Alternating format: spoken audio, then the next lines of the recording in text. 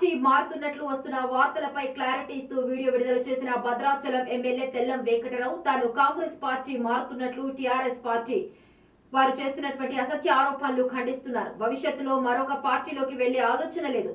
బ్రతికున్నంత కాలం ఇదే పార్టీలో కొనసాగుతూ ప్రజల అభివృద్ధి కోసం పనిచేస్తా. జిల్లా మంత్రులు పొంగులేటి శ్రీనివాసరెడ్డి, తుమ్మల నాగేశ్వరరావు, భట్టే విక్రమార్కుల సహాయ సహకారాలతో నియోజకవర్గాన్ని అభివృద్ధి పథంలో నడిపించేందుకు సిద్ధంగా ఉన్నా.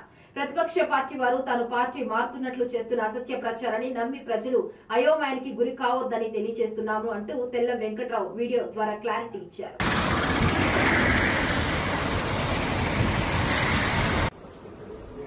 నిన్న నా మీద సోషల్ మీడియాలో వచ్చినది మళ్ళీ బీఆర్ఎస్ పార్టీలోకి వెళ్తున్నానన్నమాట అబద్ధం.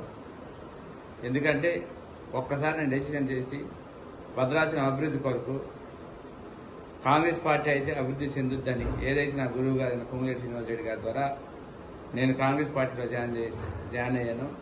గౌరవ ముఖ్యమంత్రి రేవంత్ రెడ్డి గారి ఆశీస్సులతో మరియు తుమ్మల నాగేశ్వర గారి ఆశీస్సులతో నా గురువు అయిన పొంగులేటి శ్రీనివాసరెడ్డి గారి ఆశీస్సులతో డిప్యూటీ సీఎం భట్టి విక్రమార్క ఆశీస్సులతో భద్రాచలం అభివృద్ధి చెందుతుందని ఆశతో వెళ్ళాను. అదే ఆశతో ఉన్నాను తప్ప వేరేదైతే ఎటువంటి అపోహ చెందొద్దు. ఇది బీఆర్ఎస్ ప్రాపగండే అని నేను ఖచ్చితంగా చెప్తున్నాను. ఇంకా ఒక్కసారి జీవితంలో నేను తీసుకున్న స్టెప్ని మళ్ళీ తీసుకొని మరి నా రాజకీయ భవిష్యత్తు ఉందా లేదని తెలియదు కానీ ప్రజల అభివృద్ధి నాకు ఆశీస్సులే ఉన్నాయి. ప్రజలు అభివృద్ధే నాకు ముఖ్యమని మీకు తెలుపుతున్నాను.